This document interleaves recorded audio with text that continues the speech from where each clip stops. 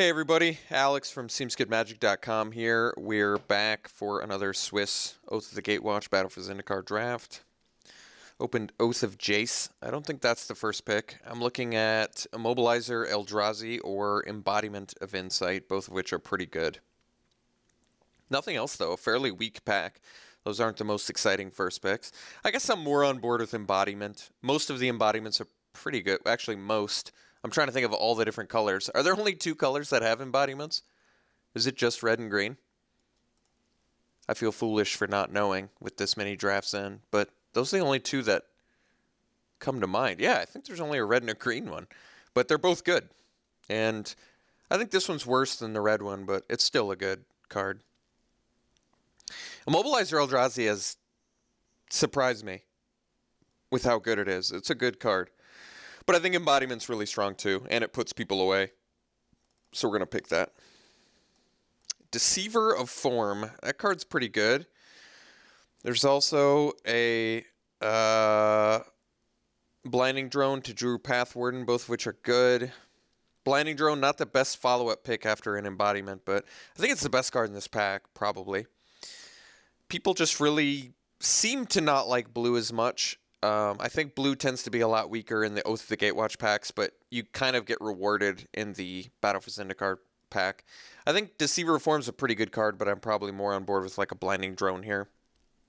I also think it's probably better than Pathwarden, even after an Embodiment. Seems like the best card in here, so let's take it. Okay, now we have Seagate, Wreckage, Roiling Waters, Baloth Null. I think Baloth Null is probably the best card in here, so we might just want to take that. Yeah, not super close either. I mean, Baloth Null is powerhouse 6-drop, so alright. Let's take that. Zendikar Resurgent, fun card to play. It's also Pathwarden. I like Pathwarden more than Resurgent. Resurgent's a good card. I've taken over games with it before. But I think Pathwarden's probably just a better card. And I like Pathwarden more than Baloth Pup, I think, too. Baloth Pup's alright, though. It's a nice 2-drop. But I think Pathwarden is better. Probably. Even though I usually don't have a problem finding late-game cards. Alright, well, now we're definitely looking like a Seer's Lantern deck. We've got all of these awesome late-game cards. Reflector Mage is good too, of course, but a little bit far off from what we're trying to do. I'm going to take the Seer's Lantern. I don't have a problem with that. Okay, so Hedron Crawler, yeah, I think that seems like the pick here. Once again, we've just got stuff we want to ramp into, so let's get the components for that. Okay, Loam Larva, Waste, Shrieker. Shrieker's good. We actually have a decent setup for Shrieker. If we want to play the Baloth Null, maybe a green-black. We don't have, a ton of Devoid cards yet, but Shrieker's just a good card, and we're basically just passing a Loam Larva and a Waste for it, which I don't care about, so I'll take the Shrieker. I mean, I want to play Baloth Null. Ooh, Depleter this late. That is a big gift.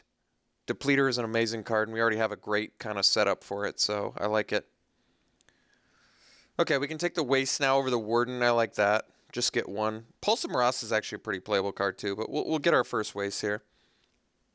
Okay, well, Loam Larva seems like a pretty reasonable follow-up since it can actually find Waste.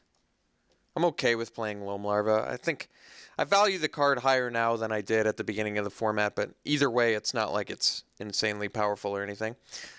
Roiling Waters this late. I mean, I probably am going to end up in green with just the 4 green cards we already have. So I think I'll take the Vines because I might end up actually playing it. Even though I think Roiling Waters is worlds better. Corpse Churn. This is actually looking like a good Corpse Churn deck with the Baloth Null. I like that. And we have like good cards I want to bring back anyway. So we might actually end up playing Corpse Churn in here. Alright, Slip Through Space I guess is more exciting than Dazzling Reflection. I think we'll just let someone have Stoneforge Acolyte.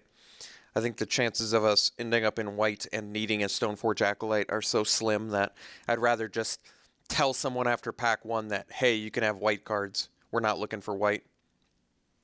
Second Bailoff Null seems great. However, there is an Oblivion Strike in here, and we are currently zilch when it comes to removal, so I think I might just take the Oblivion Strike and maybe hope to wield a Bailoff Null.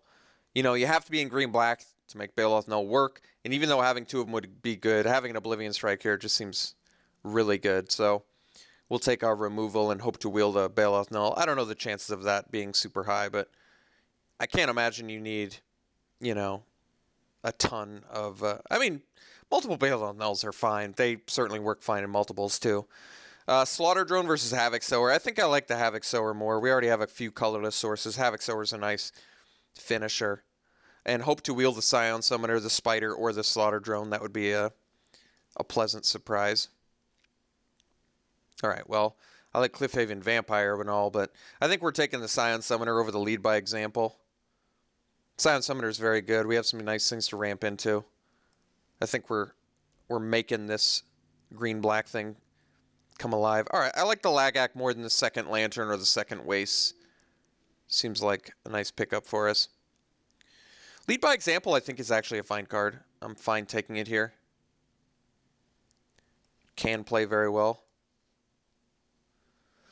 Unknown Shores seems like a gift here. I like it. Colorless Source as well as fixing. Late Scion Summoner is a nice gift too. This card is good. What I love about Scion Summoner is no one seems to pick it early, and it's just such a... It's funny because it's a really powerful card in green. Like, it does everything you want. It puts multiple bodies out for a cheap cost. It ramps you. And it's devoid, which is nice. And it goes super late. Like, I've seen it go as late as like 12th or 13th pick. So, it's a really nice card in this format. It tends to just really work out well most of the time. I guess I'm okay with the Warden of Geometries here. I'm not really interested in a second Loam Larva. So, okay, I'm on board. Warden, I guess, is good with any sort of support. There we go. Wield that Bailoff Null. That is such a big gift for us. Like, it's one of the more powerful cards in the format, and the fact that we wield it is just such a gift. It really does, like... It dramatically increases the power level of our deck. Each one of these does. So, Witness Ian versus a second Waste. We basically just need Wastes for Shrieker, Depleter, Sower. That's probably enough where I'm okay taking a second one. I just don't think I'm going to need Witness Ian. It's a fine card. I like Witness Ian, but I'm going to take the Waste. I don't think you really want to splash Blinding Drone most of the time, which makes the...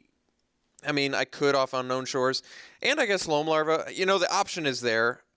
Do I need a Pathfinder? I probably don't. But then again, am I going to splash a Mind Melter? Probably not. It doesn't seem like a great one.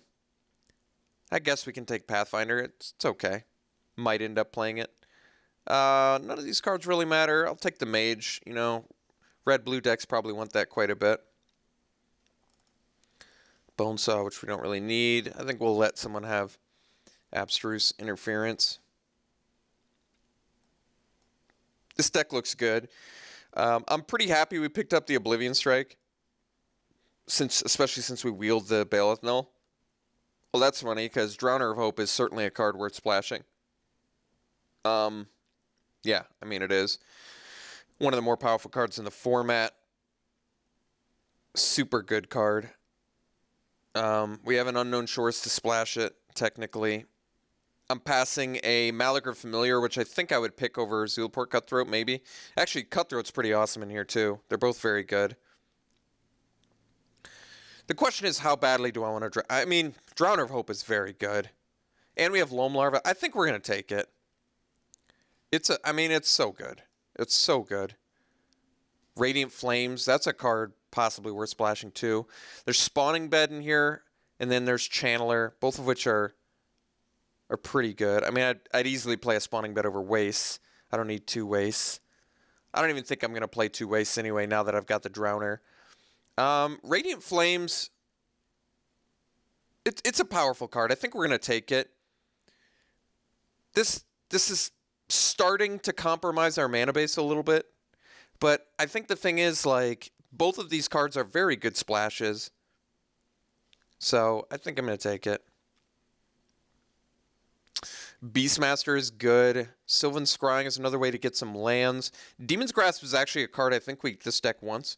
Considering our removal is currently a single Oblivion Strike, I think we actually kind of want this Demon's Grasp. I think I might ditch out on the Pathfinder plan. We've got enough 6-drops at this point. And we can easily play 16 or 18 lands rather with the double Baloth Null. I'm much more comfortable with that, just because I think we can find more value in the mid to late game.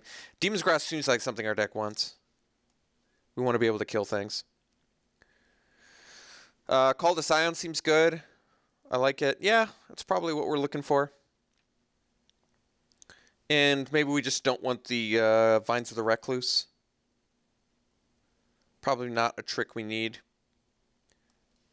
I'd rather have like a ramp element, I think. I guess it has some synergies with Drowner of Hope as well. I'm not sure about Splashing Blinding Drone. I'm on board Splashing Drowner of Hope. Splashing Blinding Drone is probably acceptable, but never exciting. Painful Truths is pretty good, and the fact that we almost assuredly get, well, not almost assuredly, but I want some card advantage, especially if I'm playing 3-color. Otherwise, I'm taking like a Myers Malice or a Rising Miasma, both of which are probably fine too. But I'm going to take the Painful Truths. Blister Pod I like because it buys time. We probably have enough to make Dominator Drone work, but I think I'm more on board with Blister Pod, just playing something early.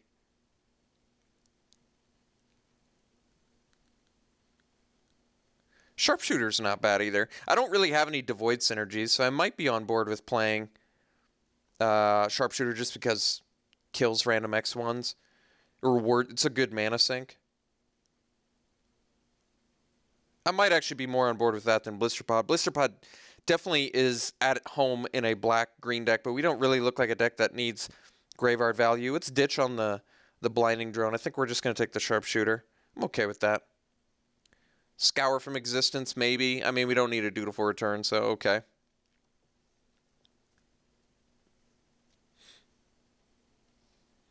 We're definitely playing the Loam Larva.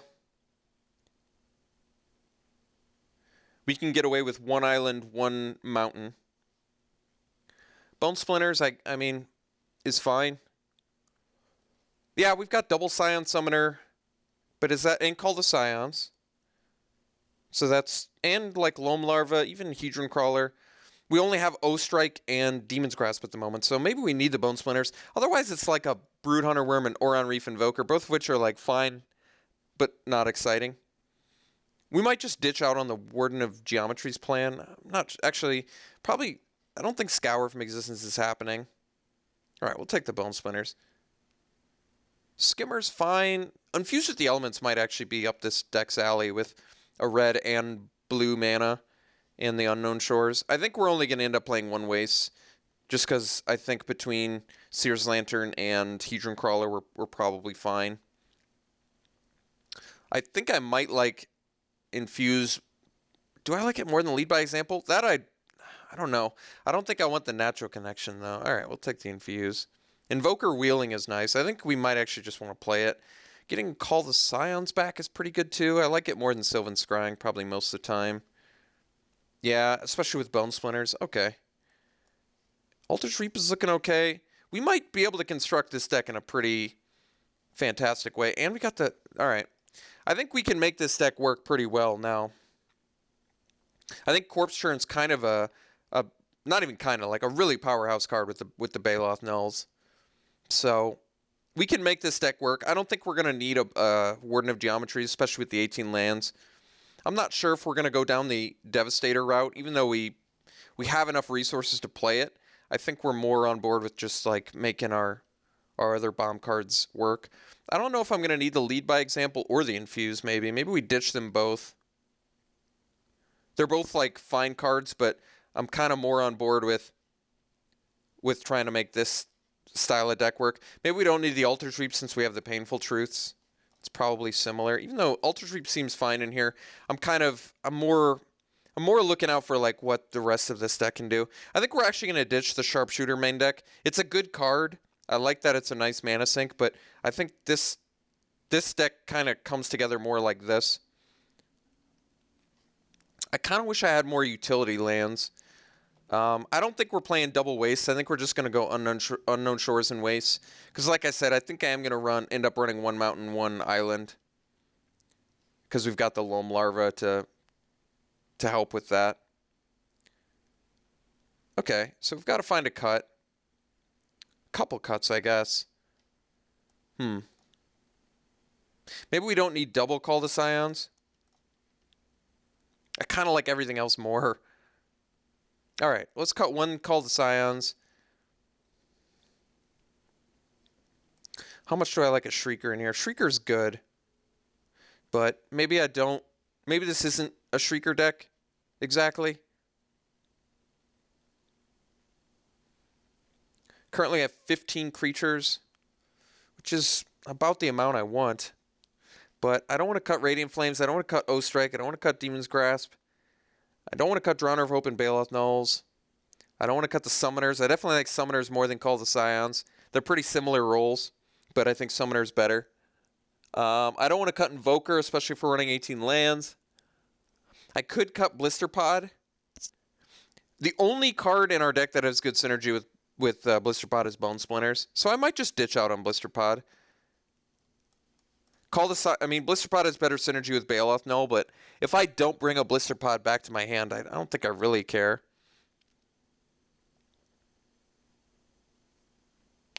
Maybe I run Blister Pod over Call to Scions. I don't actually know. I guess Call to Scions works better with Saddleback. That is true, but usually don't want to put counters on your Scions anyway. That's never that good. How good is Seer's Lantern here? I think the Scry effect and the Colorless Mana is actually pretty useful, especially if we're only going to run one waste, which I think we are only going to run one of. So between Painful Truth, Seer's Lantern, we probably have, and the double Baloth Null, we have enough ways to get card advantage in here, I think.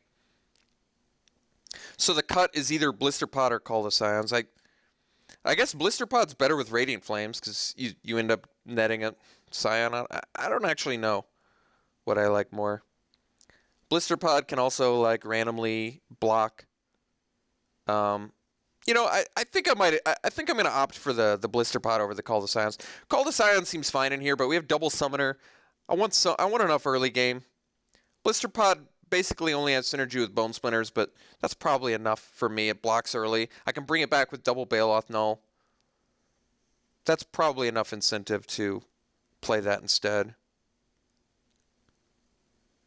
This deck, as much as I'd like to think we could probably get away with 17 lands, I think I'm still going to want to end up doing 18. Like I said, we have Painful Truce to draw 3 cards. We have double Baloth Null to get card advantage of bringing back our creatures.